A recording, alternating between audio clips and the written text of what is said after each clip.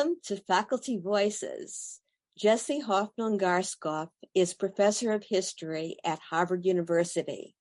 His research and teaching focus on the history of Latinx people in the United States, the history of Latin America and the Caribbean, immigration and asylum law, publicly engaged humanities, and digital humanities. He is also the third Harvard senior faculty member dedicated to the teaching and scholarship of ethnicity, indigeneity, and migration. Welcome to Faculty Voices, Jesse. Thank you so much for having me. Your work at the University of Michigan took a seemingly activist approach in terms of community-based learning, helping immigrant children to build cases for asylum.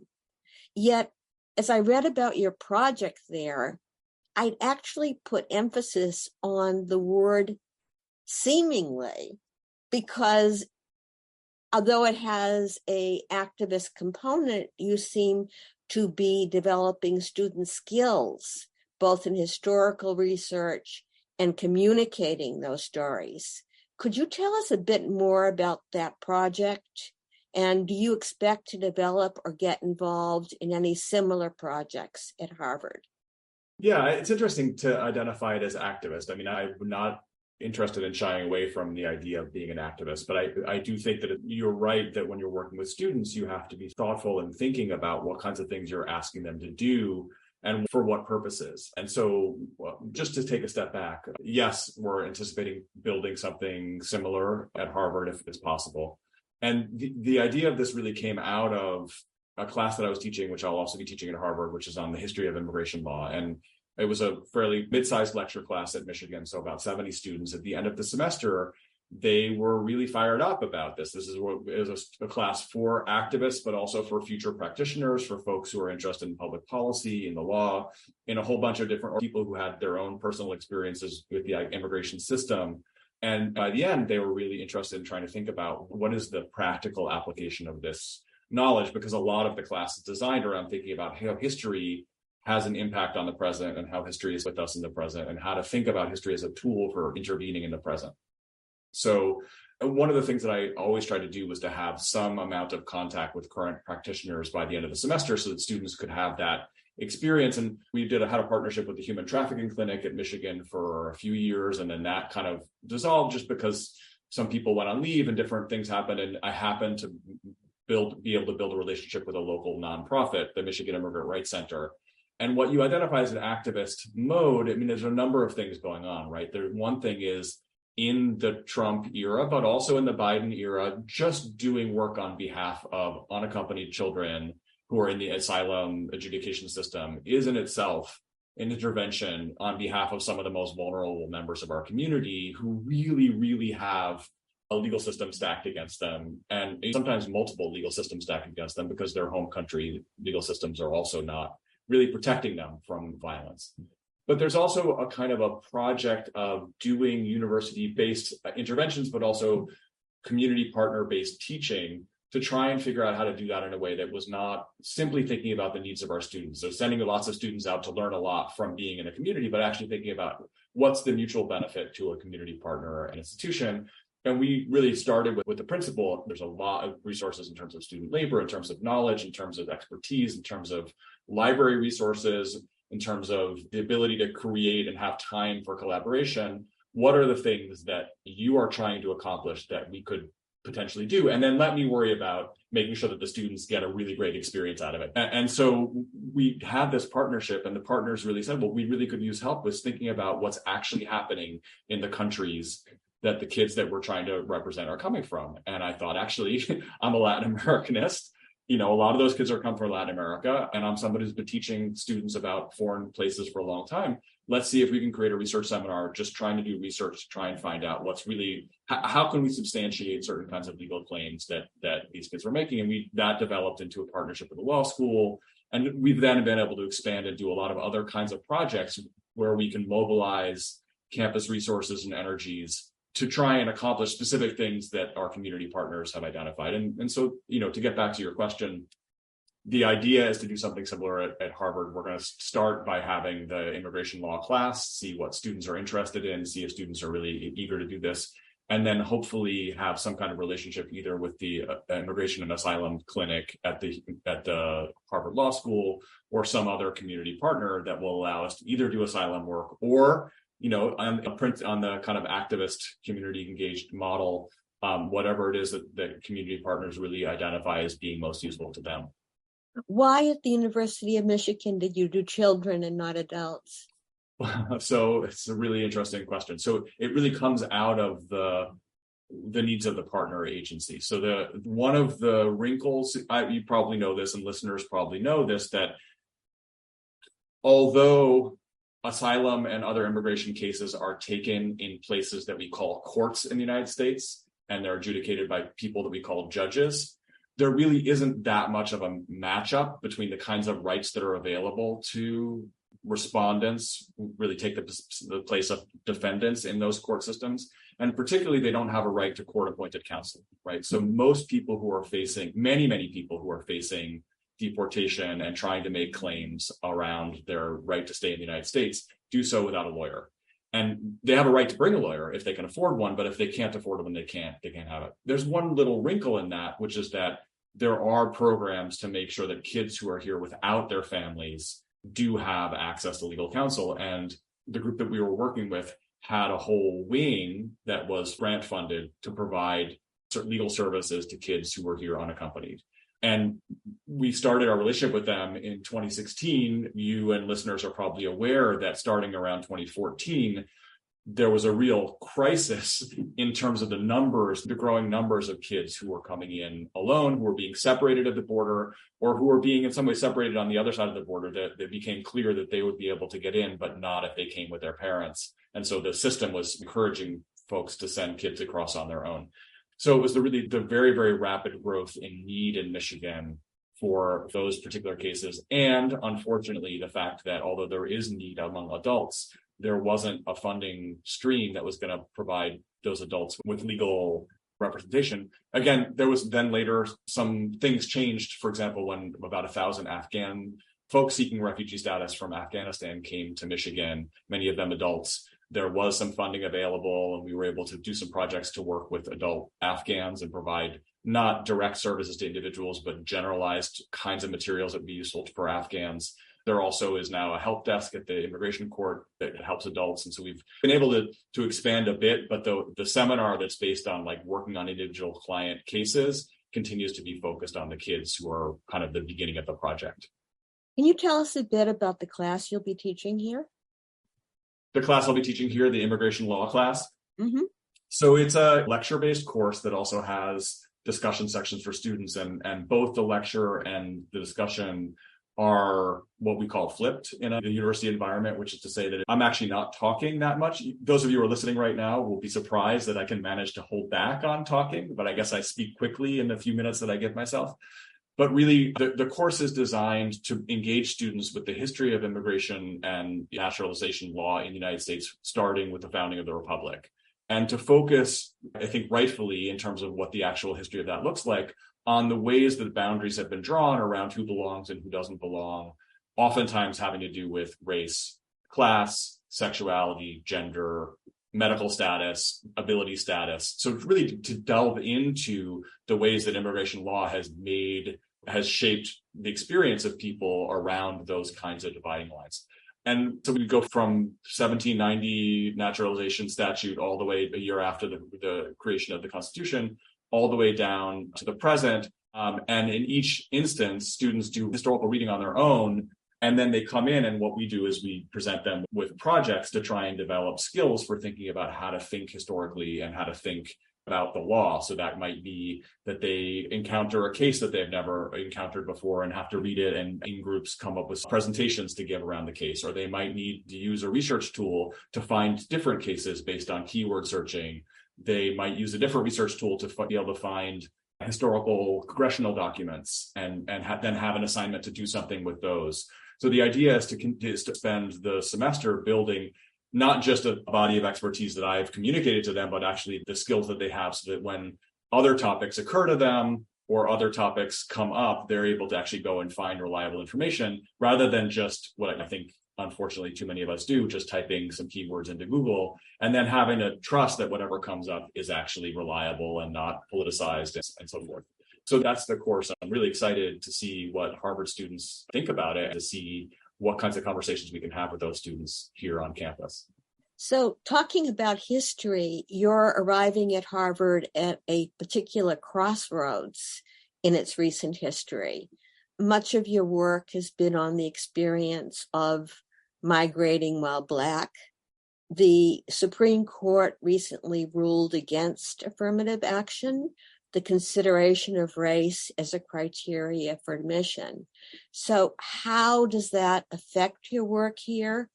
What challenges do you see ahead, both for yourself and for ethnic studies and for Harvard in this context? Yeah, I mean, it's unfortunately not something that's a surprise at this point. I mean, I think we had a sense that this was the direction the court was likely to take. I think a really regrettable decision in all kinds of ways. I mean, I do think that the basic thing that we have to understand what the court has said is that it's not okay to think about race or to talk about race when what you're trying to do is fix deep-seated and continuing racial inequalities and racial oppression. And that is a very challenging thing to deal with. So I don't know what the plans are by the administration to try and maintain a diverse and vibrant campus under those strictures. I did live through something like this at the University of Michigan because we had the passage of a constitutional amendment which prevented the consideration of race and gender in university admissions at the state university.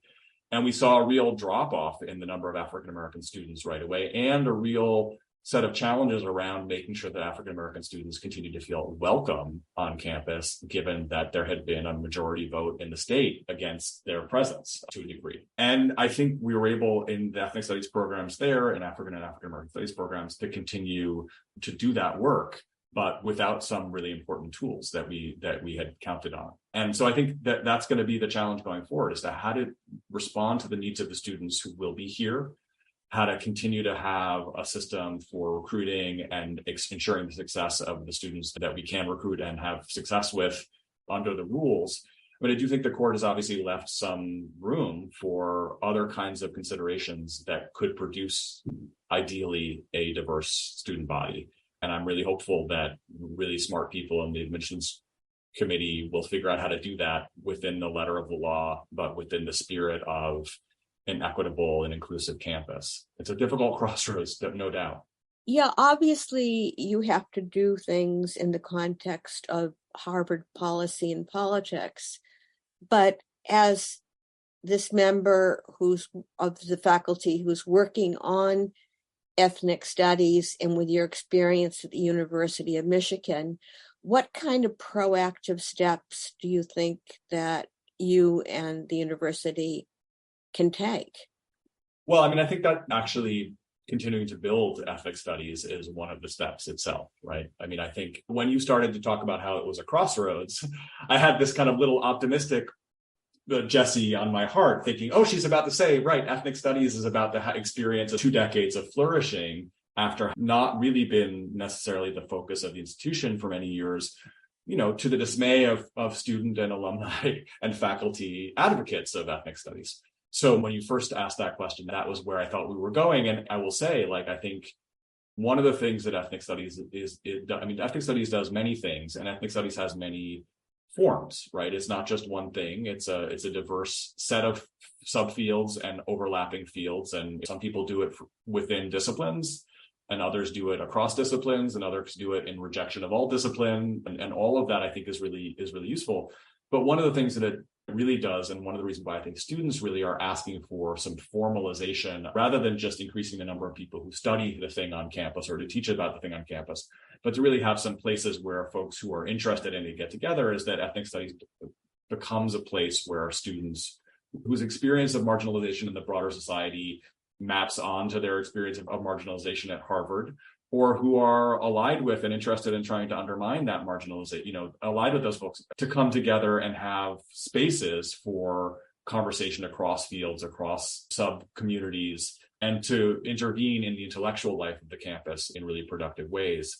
And so I'm really hopeful that one of the crossroads that we're at is that that the three of us who were hired in the first senior search is not the end of the story, but really just the beginning of a story that provides more opportunities for undergraduates, graduate students, faculty, fellows to be part of the revitalization and growth of ethnic studies at Harvard. Thank you. All three of your books, your two published volumes and your forthcoming book, have all dealt with Caribbean migration to the United States. How did you become interested in this topic? Right. So it's a little, all of these, I should just take a step back. For those people who can't see me and, don't know me, I am not of Caribbean origin. I'm not a Latinx person. I am, I'm a white Jewish American grandchild of immigrants. And the story of how I got involved in studying contemporary immigration in some ways comes from that, which is that I did grow up in a family, like I think many second and third generation Jewish, but other ethnic immigrant Americans, where the story of our family's immigration, the story of the troubles that led to the immigration, the rejection of first generation immigrants, and the eventual incorporation was a very big part of my identity growing up. And then after college, in some ways, an accident of having learned how to speak Spanish in my bilingual high school and then during college, I ended up getting a job working as a social worker in a Head Start center, an early childhood center in a mostly Dominican neighborhood in New York. And in that context, I really started engaging on a daily basis with the history of the neighborhood that I was in. I was oftentimes asked to do some writing for grant applications or things like that, and trying to figure out how did this neighborhood change and what was going on with it. But also it was really clear to me that there were lots of things that were similar about what I thought I understood about immigration and the group of people that I was working among. There were so many parallels and similarities, but it was also really clear that there were real differences in terms of the way that especially race was functioning in contemporary immigration, in this case of a Caribbean group that was largely Afro-descended, and that some of the models that I had inherited from my own family, but also that I had just learned in school about the way that immigration works, didn't necessarily fully account for the kinds of questions that were coming up. And one of them obviously is the race question, like what does it mean to be a migrant to the United States if you're Afro-descendant, right? So you might actually experience the legal contours of reception might be very different, but also the kinds of residential and schooling segregation that you face and the ways that people imagine you becoming American might be very different if you look like an African American rather than looking like a white American. But then it's also the case that people who come from other societies experience their African descent in different ways and define race in multiple ways. So it seems like a really interesting set of questions to try and think about how that intersects. And the other thing that I noticed, and I've learned a lot about this since, was that people in this neighborhood that I was working in were very connected with their home country. Like my idea of immigration, I think a lot of people's idea of immigration of my generation, who are the grandchildren of immigrants, is like, our grandparents left Europe or wherever they left, and then they never looked back, right? And maybe 2 generations later, somebody took a trip to Poland and looked up, went to the little village where the shtetl had been, but mostly it was like a clean break and you started fresh. And it became clear to me as I became a scholar of this, that was really a mythology of Americanization, that a lot of people had gone back, a lot of people really were connected, and that this was really something that had become a mythology. But it was also clear to me that in order to study contemporary Caribbean migration, you had to really get deep into the Caribbean to understand not just where people were coming from, but where they were continuing to be connected to and go back to. So the first project that I did, how I became a Caribbeanist, was to try and study the neighborhood that I'd been working in from the perspective of the Dominican Republic, or simultaneously, how is this a neighborhood that's a part of the United States and New York? How is it also a neighborhood that's part of the Dominican Republic? And then I'd done my general examinations. I had gotten a PhD to do Caribbean history. So now I'm a Caribbean historian. That's how it happens. I'm curious as to what the neighborhood was. Washington Heights. Washington Heights. Yeah. And, one of the things I was thinking about as I was reading about your books is that for many of these people coming from the Caribbean to the United States, it may have been the first time that they thought of themselves as being Afro. Yeah, I think that might be true. I mean, I guess the way I would say it is there's been an evolution in the Afro-Latinx field, I think really dramatic over the last 10 or 15 years. And I've been writing all the way through it. And so I would expect that necessarily what I was thinking about or writing about it 15 years ago will have evolved in response to the field. But when I came into the field, there was a sense, and it wasn't one that I shared, but there was a sense that that was true, right? There was a kind of a racial innocence among migrants from the Caribbean, that there was a kind of a top-down elite discourse that race didn't matter and that people had mostly just sort of absorbed that. I didn't find that fully convincing. And I think with the benefit of now the last 15 years of scholarship, it's become clear that those of us who didn't find it convincing then have been vindicated, that there's a lot of new work about just how fundamental race is to Caribbean societies, and how even though Caribbean migrants don't express their racial identities in the same way that's easily recognizable by English-speaking folks in the US necessarily, whether we be white or Black folks, that nevertheless, on its own terms, there's a really dense set of conversations about race happening in each of these Caribbean spaces. So one way of responding would be just to translate that question to, it's really interesting to think about how differently, or what happens when people who can think of their Blackness or their Africanness in one way and move to a space where other people see it in a different way. So your first two books deal with New York, and the book you're working on right now is about Key West. Why the shift? So that's true. The first two books are about New York. The first one, because when I thought about becoming a scholar, I was working in a neighborhood in New York, and so that's where I focused. The second one was located in New York because the people that I was interested in were 19th century African descended nationalist intellectuals in Cuba and Puerto Rico had lived in New York, right? So I followed them to where they were, and it was convenient to me because I already knew the space and it was exciting to me. And the third book is about actually African people who migrated from Cuba and the Bahamas to the United States in the 19th century, a kind of an odd and unexpected time for African-born people to be arriving in the United States voluntarily. And the reason why Key West is because that's where they chose to settle. So the location has really followed in that sense. And it's actually been kind of delightful. It's really great not to be working in New York for a change. I mean, there's a lot less scale to worry about. Like 15 people in Key West is like in the 19th century is a fairly large group, where it's not a very large group in New York City. You have to justify studying such a small group in other ways. It's a little farther to get to, but I've had one research trip there so far and one research trip to Havana, and it's been really exciting to shift gears a little bit and I guess become a Southern historian. The other thing that's really interesting in this moment about becoming a Florida historian is, of course, Florida history is going back to the activist question. Florida history, especially Black Florida history and immigrant Florida history, is really top of mind nowadays, right? I feel like all of a sudden I'm doing a local study of the state that it actually runs directly contrary to what the state government would like anybody to think or know about. Mm-hmm. Could you tease that out a little bit? Yeah, well, I think the current governor and legislature of Florida is trying to prevent folks in high schools and in public institutions from teaching about the history of race in Florida, particularly in any way that might make current day white Floridians feel uncomfortable in any way. And nobody is purely a scholar with no politics and no present day concerns. I will say, scholars also follow scholarly rigor in the sense that we're not making things up. We're going and trying to figure out what really happened. And in situations where what really happened ought to make people feel uncomfortable, then, that's our job. And this is one of those instances. I will give you an example.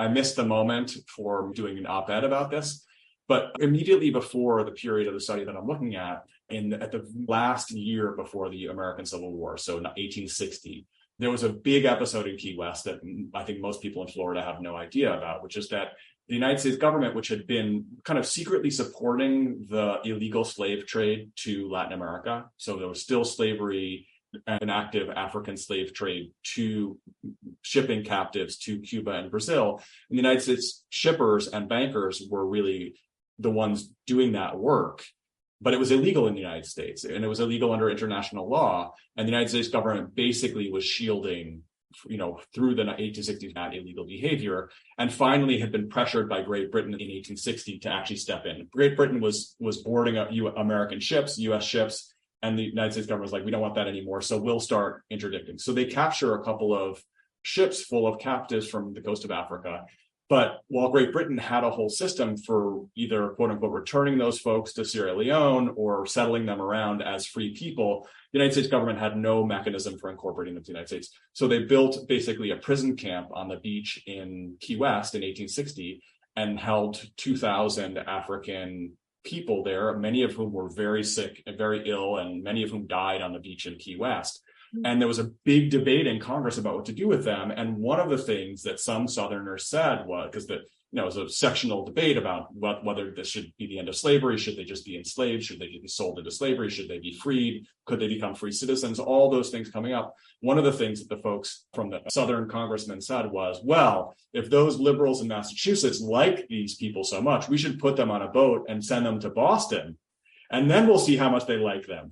And I thought, my goodness, I can't believe, and that's got to be the first instance of that particular logic, although it comes up again and again in U.S. history, like we hate these immigrants. If you like them so much, we'll send them to you. But it just seemed like that is a story that it makes sense to tell nowadays, given what's going on in discussions around history in Florida. Yeah. One of the things that really intrigues me about your work is its experimental and innovative aspect. You do pioneering digital research, especially on the book you're working on right now, in which you came across the naturalization record of a Black Cuban leader in Key West through Ancestry.com.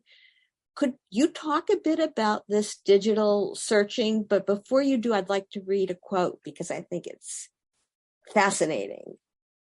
Yet, like those imagined moments of uncovering, the appearance of this record in the Ancestry.com search offered a wealth of threads to pull and rabbit holes to tumble down. With a folder containing the naturalization document safely on my hard drive, I plunged deeper into Ancestry.com and set out to experiment with more specialized tools of digital analysis, including network visualization and digital mapping tools. Can you tell us about the search and some of these fascinating systems? Sure. So just to start with, the piece that you're talking about, it is partly a reflection that I came to at the end of a book project, where I realized that in a period of my life where I had not been able to get to the archives for historians, or kind of like the purest form of research, just like a laboratory might be, or for some scientists, or a telescope might be for astronomers, right? The idea is our identity is tied up with the archive. But for a second book, when I had small kids and a partner with a job and teaching responsibilities, I couldn't just go and live in the places I needed to live in to be near those archives. So a lot of what I did was work with digitized sources. And I'm not the first person to kind of start reflecting on how much history has changed with the availability of digitized sources. But from my perspective, it was incredibly useful to be able to find so much online, and Ancestry became this place that I kind of, that the rabbit hole metaphor is really true. Like, it's so easy once you get into this to start like pulling threads and end up losing a day or 2 or 3 days with no necessary payoff, but oftentimes learning a lot. But what I realized, so an example would be, you're interested in 19th century migration. The 19th century migrants that I was studying were Afro-descended. So any time that they encountered the state is really interesting to know, as the question you were posing before asked, like the state, the places they're leaving, how are they identified? What are their racial categories they're identified with? When they arrive at the border, are they identified with a racial category? When they go to get married, are they identified with a racial category? When the census is taken, what kind of racial categories are they identified with? So there's the possibility any individual you're interested in, you might be able to find 3 or 4 documents about. And then each one of those documents, there might be 30 or 40 others of some. I'm sorry that my dog is barking in the background, but I hope you can handle that. There might be 30 or 40 others who have similar stories, but who are equally interesting or more interesting because they're a contrary case. So there, on the one hand, it's a wealth of information because the United States immigration records are available, naturalization records are available, census records are oftentimes available on these things, as well as many other things. Lots of Latin American baptismal records are available, but there's a blossoming of very small piece of information, and it can be hard to know exactly how to manage and how to put it all together. It can be really easy to find some things But sometimes you find those things and you don't know enough about the context that they're produced, because all you got it was from a search page. You didn't get it by sitting down and reading through a whole box of documents and then coming to this one. So you know, oh, right, it's in that context. Or you find one newspaper article, but you haven't been reading the whole month of that newspaper. So you don't really know what the context of it is. So these are critiques that folks have been making. And the piece you're referring to, I try to narrow down, I try to address those critiques and narrow and think about what they mean. It really does, they're very meaningful, but also try and think about what are some of the affordances of some new digital models. And so, for example, with the question of race, it became possible because I had some funding and because I had support and because there's excitement about digital humanities to actually think about the 1880 census in New York City and look and see every building that a Cuban person was living in according to census takers, and then think about everybody else who was living in that building and build a model for trying to think about how racial segregation was working in the city. What is the neighborhood that all the Cubans are settling in? Are the Cubans who are settling there identified as white or black or mulatto, because mulatto was still a category used on the US Census? And then in the buildings they're in, what are the other people doing? And it became possible to draw a map, literally draw a map of Greenwich Village in the late 19th century, which, some folks had been able to figure out statistically, but we'd never seen before, that in fact Greenwich Village was highly segregated by building. There were buildings and half segments of blocks that were almost entirely African American. And then it may not be surprising, but it was a really important discovery to be able to both discover and then show visually to an audience that the really important work of building a exile nationalist party was taking place in this neighborhood, and the Black people who were involved in that work were living in buildings with African Americans, and the white Cubans who were involved in that work were living in buildings with white Americans or white immigrants. And that was a really interesting geographical location to try and build a multiracial movement, and that the multiracial movement itself never mentioned that. Like, the documents never mentioned it because either it was too obvious and everybody already knew it, so you didn't have to mention it, or it was uncomfortable to mention because, this nationalist movement thought it was polite, kind of like the current Supreme Court, like it was much more polite not to mention race, even if the project was to try and remediate racial inequality and oppression. It was still much more polite not to ever actually mention it out loud.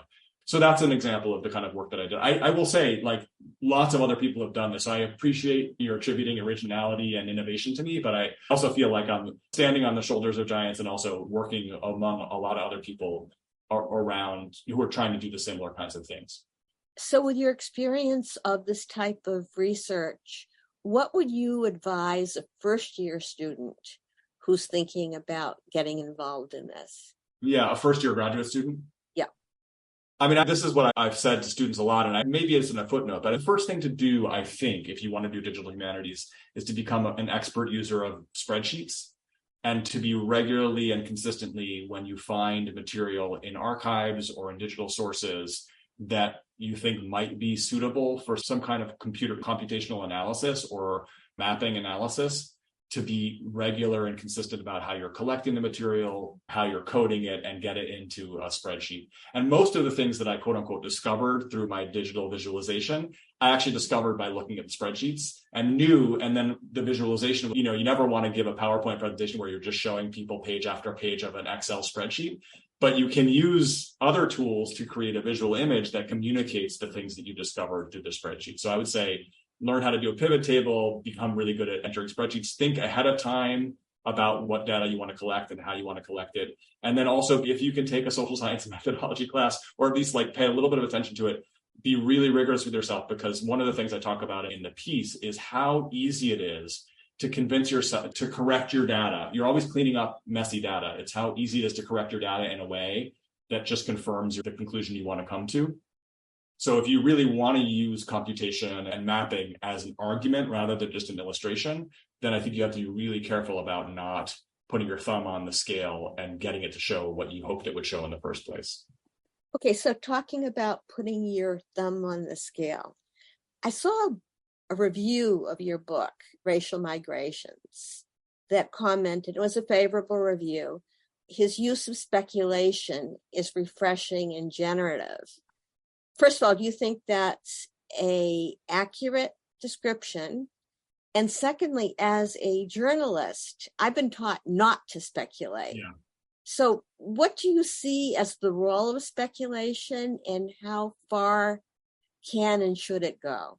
Yeah, again, I would say I am one participant in a very broad group of people who are engaging with this question. And I want to highlight that it's actually African American Black feminists who, in some ways, are doing the most work with this, both theoretically and practically. So I'm thinking about Sadia Hartman or some others, Simmons, who have made an argument that this is a speculation, informed speculation, guided speculation that's both guided by theory and by whatever archival work you can do, is really important given the ways that archives and historical evidence exclude some people and some perspectives, right? So for example, Black women are very largely absent from the archives that I was depending upon to do this work. Even things like naturalization records almost never applied to women because of how deeply misogynist and sexist the society that produced them was. And so if you want to try and write a history that's not just going to accept, oh, right, this is what we can know, then not just me, but many folks are trying to figure out, well, so what's the responsible way to engage with their lives that you know are there, that you have evidence that they exist, but you can't answer some questions for them. And speculation, guided speculation, speculation restricted by the kinds of scholarly knowledge that can be generated elsewhere or in adjacent fields, and by theory, I think has become a really important mechanism for doing that. And I decided to do that for exactly the same reason. I just did not think that it was possible to leave certain things out of conversation. And so the speculation does a couple of things in that space. And I think one of the things that journalists are taught not to do is to speculate and then pretend like what they've done is report. I think historians have to do the same thing. Like, we can't present our speculations in the same way that we present things that we have been able to derive from archives or from documents. But of course, almost everything that we're trying to say based on documents is in some ways incomplete, and in some ways we're putting the dots together. So it actually is a part of a broader methodological choice to be a little bit upfront with what we really know and what we don't know. And so what I hope people identify as refreshing is just my particular stylistic choices and intellectual choices about where to bring that up and how to explain to a reader what's happening when that's happening, right? So some of that work is to say, in this particular case of this individual, we don't know what happened here, but we know lots of other individuals had these experiences. So rather than just like deviate it into a summary of all that other research, why don't I pose some questions or use a hypothetical to situate what the probabilities look like? In some of the instances, it's like we really can't know it all. And what the reader needs to know is the process at the time that basically erased that story, right? So this is the document that we're reading. This is what it will say. This is what it doesn't say. Why doesn't it say that? Because the people at the time were trying to erase or obliterate this particular perspective. And sometimes it's about just, in my mind, not being able to resist the need to remember that the people who we're writing about are people and that they had affective and emotional and intellectual experiences, so that the things that you're describing that happened to them must have been things that they experienced too. And so it's really just not even really a speculation on how they experience it, but just saying, like, let's take a minute here, me as an author and you as a reader, to think about what it must have felt like for this person. And we can't know, but we can imagine together. Wow, that's great. One last question, and this is purely out of curiosity. On the University of Michigan website, it mentions that one of your main interests is music. What type of music, and how does that play into your work? No pun intended. Yeah, I mean, so these are also really interesting documents and artifacts that one has to like reconstruct. So that is true. It's true that I'm interested in music. It is also true that for the first, I guess, 12 years that I taught at the University of Michigan, I regularly taught a class on the history of Latin American popular music called the Latin Tinge, and which I, prior to getting involved in the asylum work and the kind of community-based teaching that I was doing, was the main place that I was really investing in trying to be innovative and engaged in teaching. So that's where that description came from. But it's also true that if you look at any of the three books that I've worked on, and now the one that I'm working on before, that music really is one of the themes and undercurrents. I mean, one of the things that really was interesting about doing the project on Dominican Republic and New York is to what degree, in doing oral history with folks, naming a year wasn't particularly useful, but thinking back about a period of time when a particular popular song was really a great way of trying to locate things in time. And also how frequently it was possible to have conversations about social processes, political transformations, democratization, imperialism, migration, and then end up talking with folks about song lyrics that they remembered from the time. So that's one of the big through lines of kind of the way popular culture was responding into the New York experience in the first book. In the second book, it turns out that many of the kind of the leading Afro-descended revolutionaries who were living in New York in the 19th century were oftentimes organizing social dances as part of their social activities. And I became really interested in the musicians who were playing at those social dances, who were also Afro-descended Cubans, but who had grown up, sometimes gone to school in the United States, who also played gigs for African-American churches and lodges, and really came to see this as a really interesting and fruitful space for thinking about the relationship between the revolutionary politics of the Spanish Caribbean and the origins of both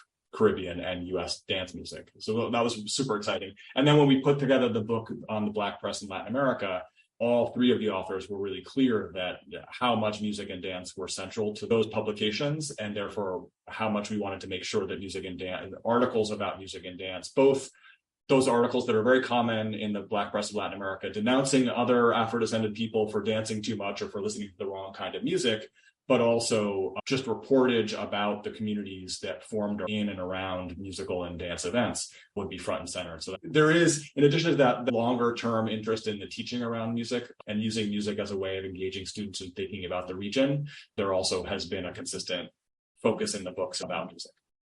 And your book on Key West?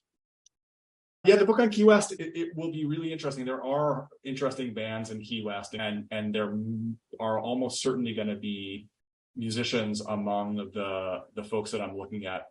Whether I'll be able to get access to really much information about that, I don't know. The central line that I've been following, the first thread that I've been trying to pull, is an ostensible conflict between two factions within an African society in Key West over what kind of dance music to play. And you've seen that part of the piece. I'm kind of skeptical that that was really the grounds for the faction, because there were so many other things they were much more likely to have been fighting about.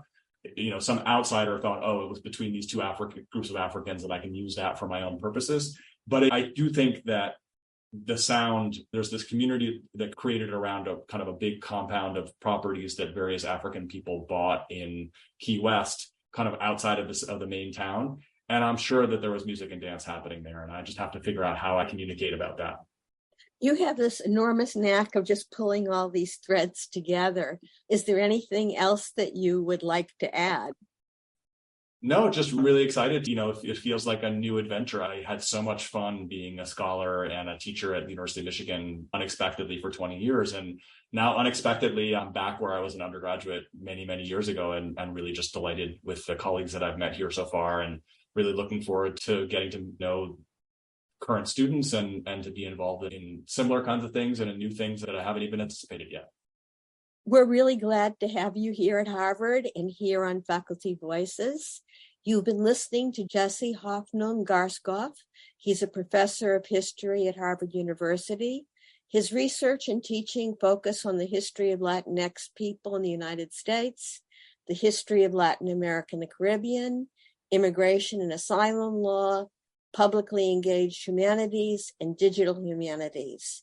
He is also the third faculty member here dedicated to the teaching and scholarship of ethnicity, indigeneity, and migration. Thank you for being here with Faculty Voices. Thanks for having me. It's been such a pleasure.